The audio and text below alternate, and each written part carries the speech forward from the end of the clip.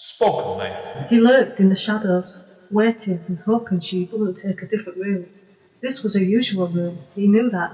He knew her. Ghost of Me, the new book by Amanda Steele, can be found at Amazon, Kobo, Waterstones, and many, many other places. Hi guys, it's Andy N.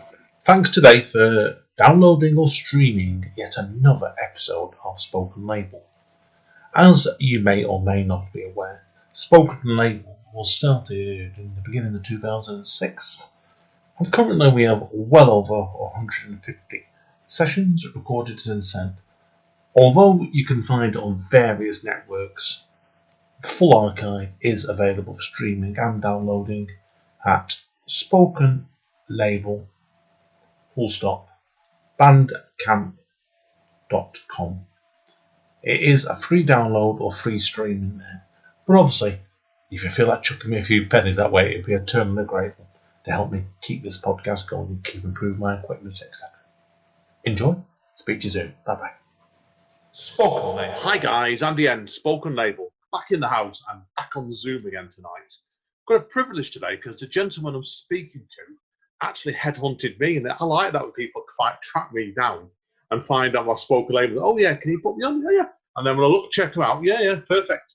Matches gentleman. So, gentleman's name is Richard Earls, and he's calling. I'm speaking to him all the way in the middle of France. So, Richard, introduce yourself to everybody. Tell them who you are and where all your creativity originally came from, and we'll start from there. Okay. My name's Richard Earls. I, for the last 4 or 5 years, have been performing spoken word around the place, London, Paris, and New York, more recently. And I started it at about 16, playing in a band. We did the London clubs with the 100 Club, Wardour, what's the one in Wardour Street? It's a long time ago, and sort of just carried on the music until I got a single released on a subsidiary of Virgin called Paladin, which is basically a jazz pop label in the mid '80s, and it all came to a spectacular end, as things do for most people trying the business. So moved to France with my family, grew our family here, and out of the blue was asked to provide lyrics for a French indie pop band called Skittle Alley, which I did. I had nothing to lose. It was a challenge, and they really liked it and asked me to perform at one of they called the UK Indie Pop Festival, which was at a pub in Birmingham. In the jewellery district. I've actually forgotten the name of the pub, but it's a big pub, big music pub. And they said, "Oh, you're a poet, Richard." Okay, I didn't want to argue. So they said, "Come on and do a poetry slot." And I'd never done poetry in my life. All I'd done is written lyrics. So I did it, and it sort of, the ball started from there. That must have been about 5 years ago, and it's just one of those crazy things. I got a boost to the writing by in San Francisco. I was walking down Market, and there was a young GI on the street, and it was just around about the time that the second Iraq war was going on, and my son was just old enough to be could have been I get my languages mixed up. Could have been forced to enlist. If he'd been American, he could have been forced to go out there. And this just made me sort of become very aware of what was going on. And then this young man, about the same age as my son, were on the street. And my first sort of serious poem was born then, and it just hasn't stopped. So it's just that, yeah. So there you go, and that brings you up. Well, just basically, I just started gigging, and I now. Yeah, I do. Well, I was doing about maybe 3 or 4 gigs every sort of 3 or 4 months, and it all came to a grinding halt in March where I had to cancel my two. I had a gig at the Big Untidy in Reading, and I had an opportunity to perform at the Lyra Poetry Festival just as an open mic. But I've been trying to get into Bristol for probably 4 years. I'm tenacious, like you know that, because I've been I've been stalking you. You've been politely asking me. And I got myself in a position where I was going to be in front of the people I wanted to be in front of for 3 minutes at an open mic, and I had to cancel both these gigs. And so that brings us bang up to date. Fortunate, isn't it, really? So, now, obviously, when you got into your poetry then, and obviously you started doing it, did you find, I know you've been compared to John Cooper Clarke a couple of times, haven't you? Yeah. Was that intentional when you started performing? Were you aware of John Cooper Clarke before that? Yeah, well, I mean, he's my, well, you know, he's my meat. I mean, he's what he would have been what I was listening to when I was in my 20s, you know. Yeah. Cool. So, but I would never have, you know, I would never have presumed to be anything like that. I think it was actually a musical. It was Andy Von Pip who used to do a musical blog. He was sort of associated, again, this strange association for me with indie pop, because in the 80s I was a one issue doing my music, and Jesus and Mary Chain completely passed me by until about 5 years ago, when I did some music with a couple of their musicians. And being involved in this indie pop festival thing, and that's all part of that scene. And Andy Von Pip chose one of my songs to be on his songs to love and learn, I think it was called. So that was just like an amazing shot in the arm for me. And it was a song, but the words were spoken. It was only the chorus that was sung. So obviously it was going, you know, things were going somewhere. And I played it. So no, it wasn't intentional, but I suppose it was just some of my bullying. Well, I've been described as having a bullying pulpit delivery, which I'm trying to temper, because it doesn't really. But when you're talking about, you know, sort of 16-year-olds sort of dying in the trenches and stuff, sometimes you can't help but sort of. Yeah, you can't exactly do it softly and gently. It needs to be put out with exactly. That's just as powerful as shouting. Yeah. No, I get it completely. Now, you were telling me off mic before, and you've mentioned a bit before as well, that you've obviously, really living in the middle of France now. I know you've been performing in Paris, haven't you? And also New York a lot. I want to know about your experience in New York.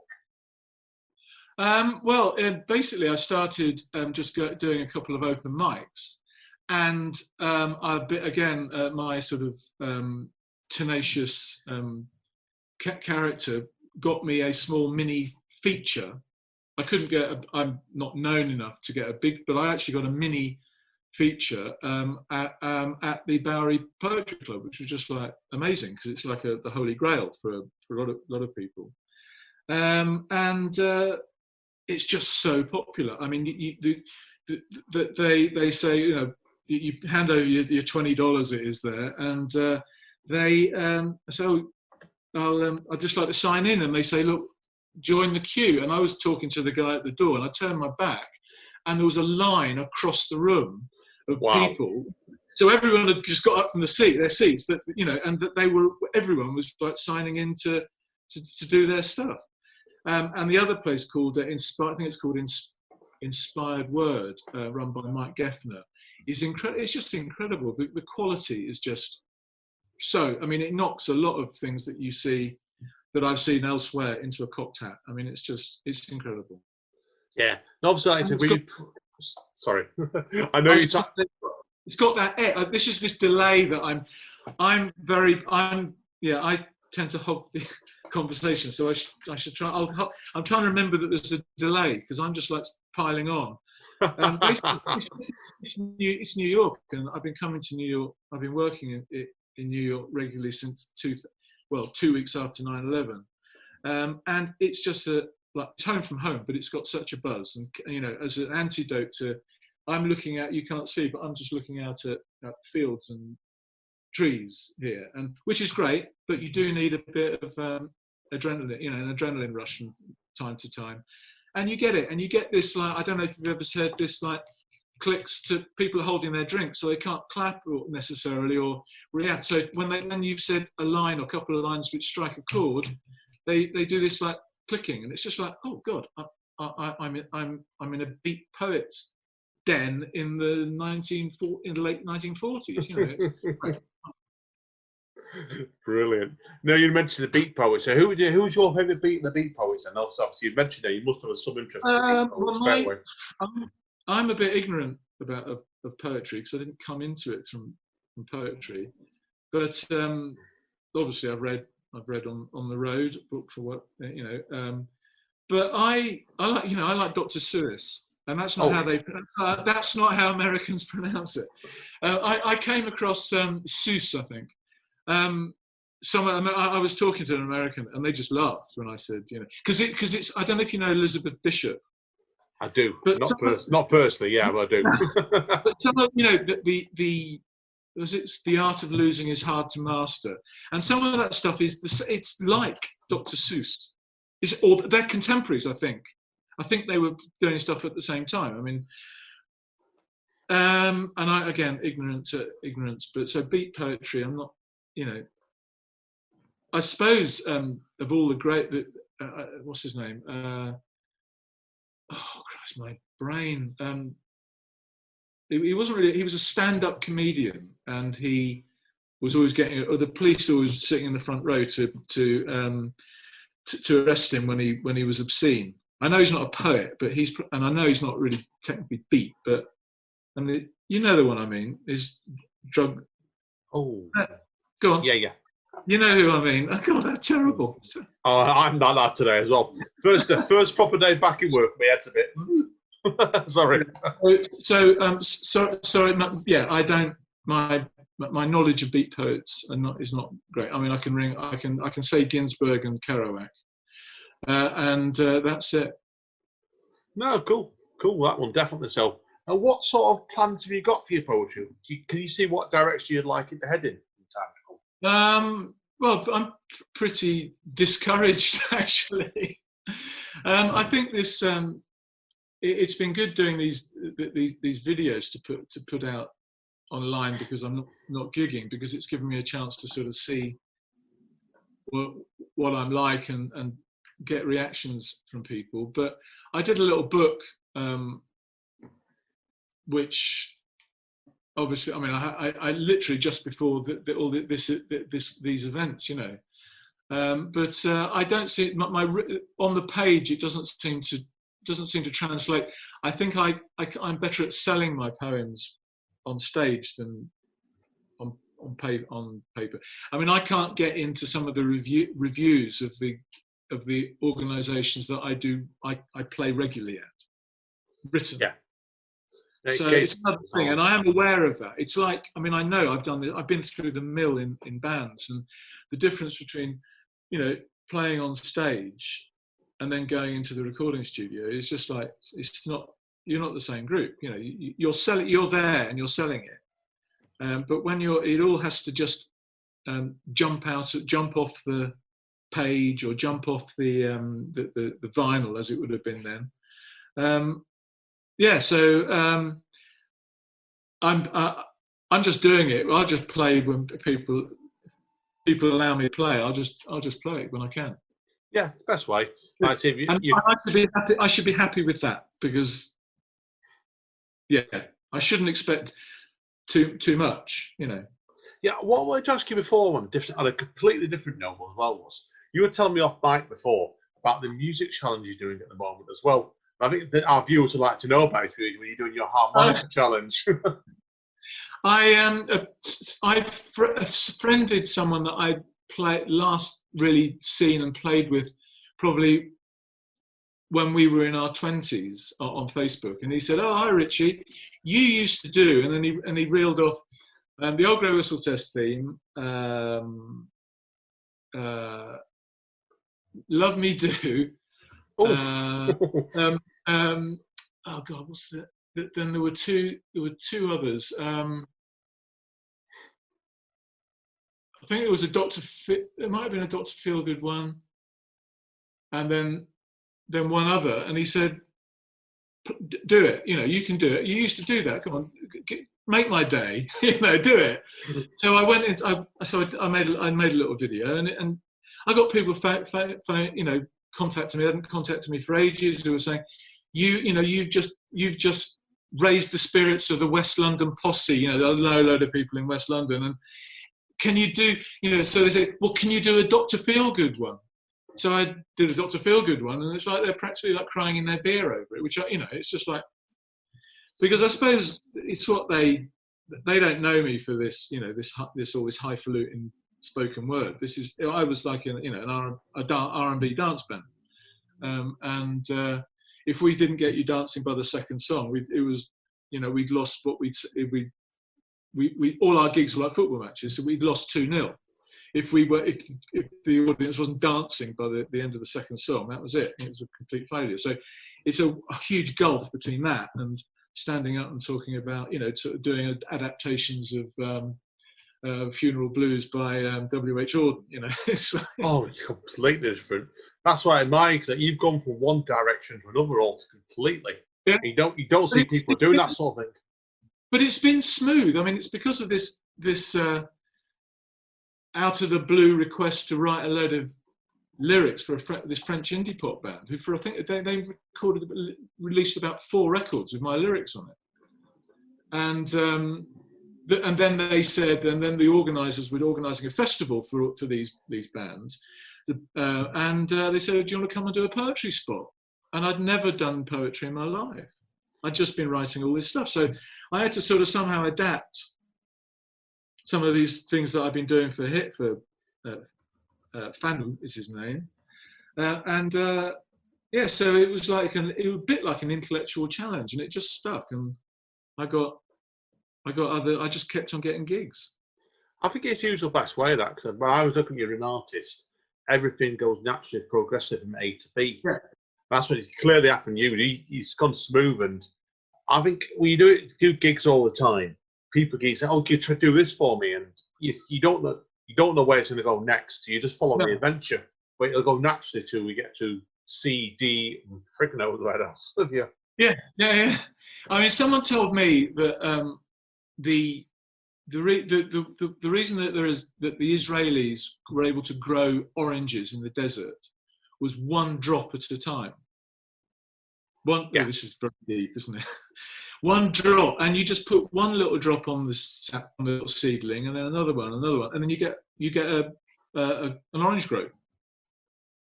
So this is all I do. This is the only way. I just go from, it's like little steps, and I just do that, and I'm always trying to connect, making connections and things.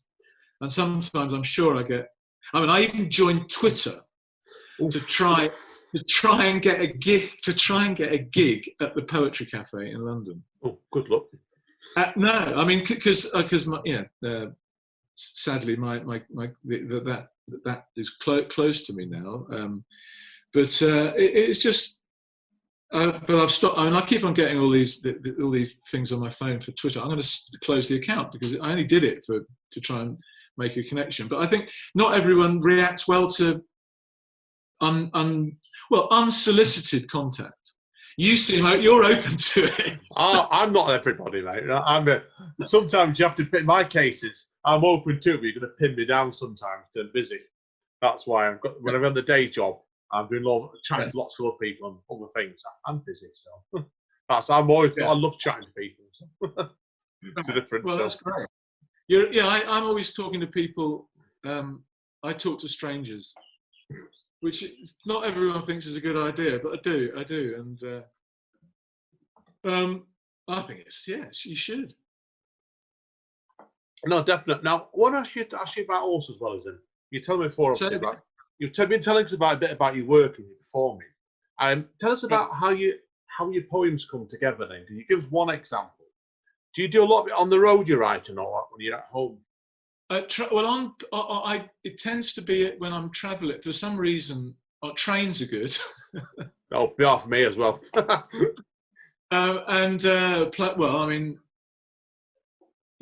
Planes. I spend. This might all change.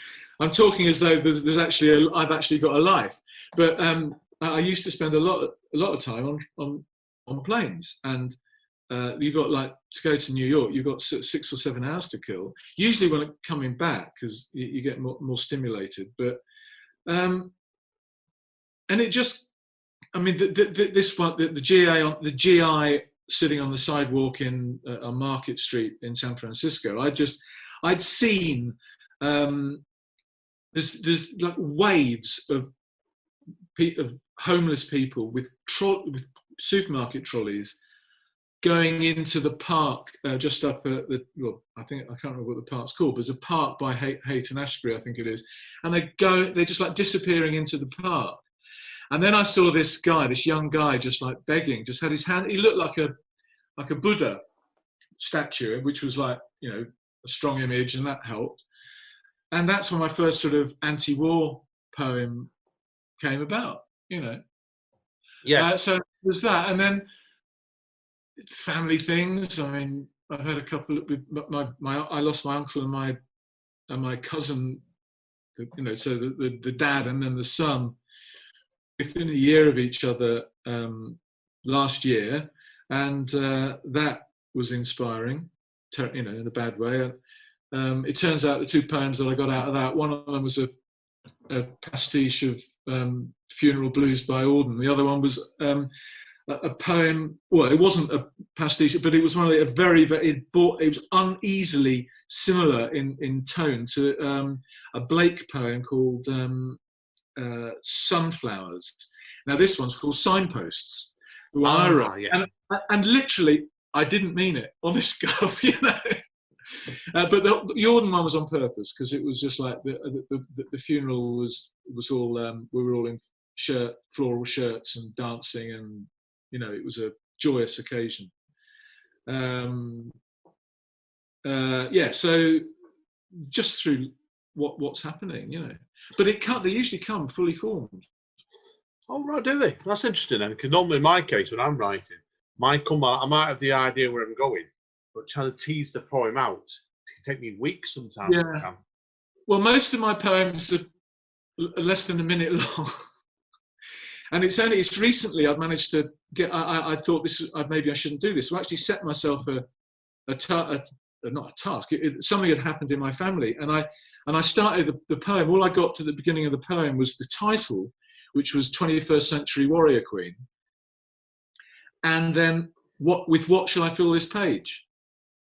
Oh God, yeah, I've done that before. And that was done that before, yeah. And I got 5 minutes out of it, and I actually did it at the Wells. Oh yeah, I did the Wells Literary Festival. I'm an honorary Frome poet. I was talking about the southwest of England, and there's a couple of poets, sort of DJs there who seem to like my stuff, my music and my stuff, and I've regularly sort of get interviewed there, although I don't come from there. I've only visited it. Well, I played there once and I visited it once. But the Somerset scene that has a night at the Frome Festival, at the Wells Festival, and I was asked I had to do 5 minutes. So my ballad of Morad Ignish 21st Century Warrior Queen was on. Oh, Bingo. Wow. But 5 minutes is a lot to learn. I couldn't do it. Can't do it. I can perform poetry, but I can't memorise it. People told me, because I was coming out of music into poetry, and they said my mate Andy, who accompanied me on this first indie pop festival, because I thought I need someone on stage with me. So he sort of played sort of accompaniment to my poems. And he said, "Oh, no, it's okay. You can read poetry. That's fine. You can't read if you're singing. That's a no-no. But if you're performing, you can." So I was doing this gig in Reading, and I said, "Oh, could you they hadn't turned the house lights down." And I said, "Could you turn the house lights down? And please." And Barry, the guy around, I said, "No, you're not going to be able to read that." So I said, "No, it'll be fine." And he turned the house lights down. I couldn't read bits of paper. Oh, it's typical, that, isn't it? So I've never been on stage with a bit of paper since. Oh, it's typical. I said, I'm not doing this. And it's a big I haven't. There's some of them that I don't play that perform that often, so I don't know them. But I just learn them. Yeah, I can say completely. So let's fair play. For people who are interested in learning, is there any tips you could give people for learning poetry? Then? I think everyone's got a different method of learning.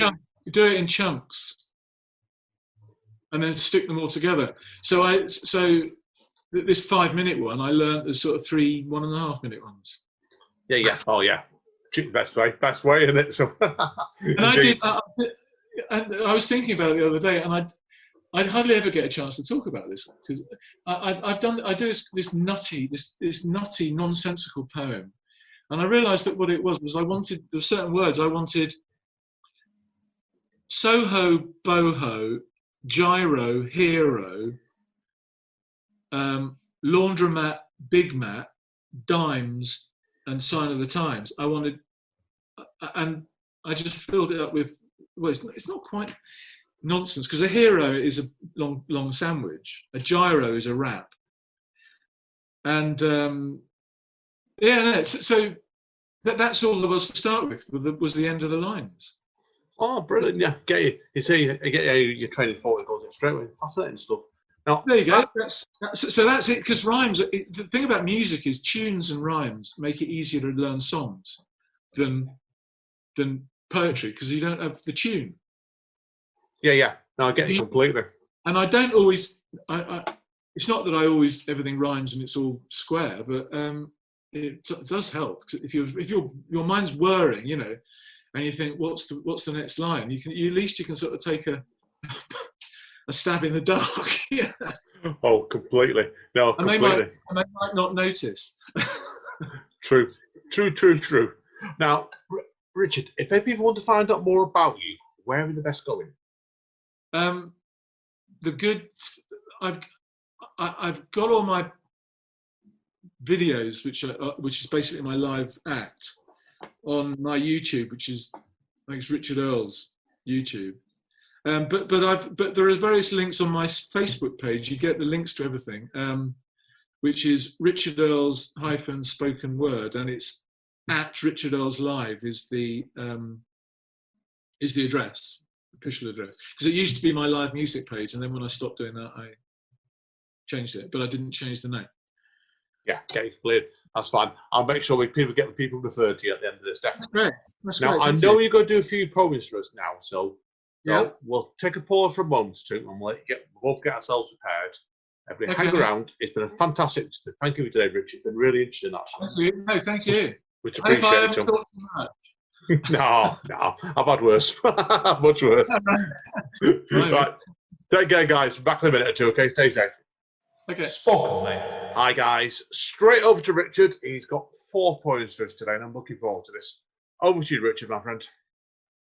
Okay, this one's called The Arms Factory Tour, brackets Hellfire. The answer was no. They were sure there was no one around to give us a tour. The hologram on the door just looked bored. She was sure they didn't do tours. And the 3D avatar on the screen didn't seem keen. He hissed, "If you persist, you'll end up on a list of suspected terrorists." The message was clear. Its meaning was plain. Do not ask again. About this fragment of shell that was pulled from the shoulder of a child on a stretcher in a bombed out town centre. And it's coming home to the factory where it was born. In laboratory conditions, untouched by human hands, robots' arms at their command. This fragment of shell was pulled from the shoulder of a child on a stretcher in a bombed out town centre. And hellfire came, like steel drops of rain. Its aim that day to kill and maim. Hellfire raged above the children's game, and steel rain stopped play. Then hellfire rained on the ambulance that came, and the people prayed, but I'm afraid God wasn't listening that day. And hellfire came, but it left a trace, a sequence of numbers, a place and a date. This fragment of shell has a story to tell. In a bunker in Alabama, they manufacture terror. But they don't set the fuse, they don't pull the trigger. And there'll be no admission of guilt for the rockets they've built.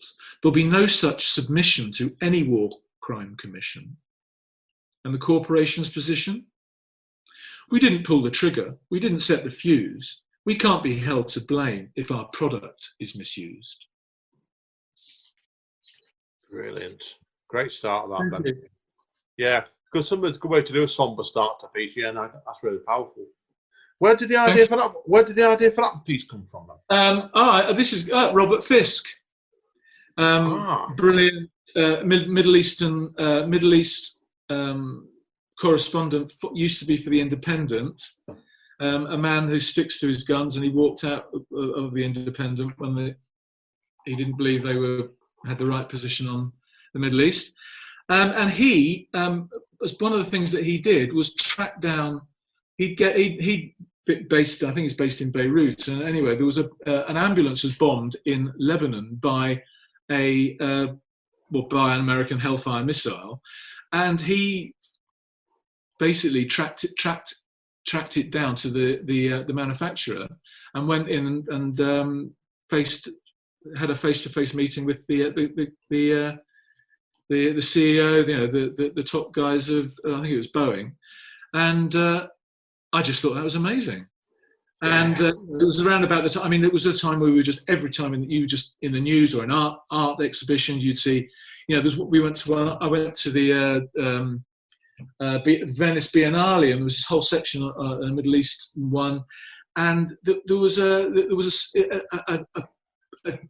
presentation which looked like an estate agent's window, but it was bombed out blocks of flats, and just all this stuff is just coming in, and something had to come out, and that came out, and he would go and call them out. Brilliant! I really enjoyed that. So yeah, I've really got it. So okay, we've been looking at the time. So would you give us your second piece now, then?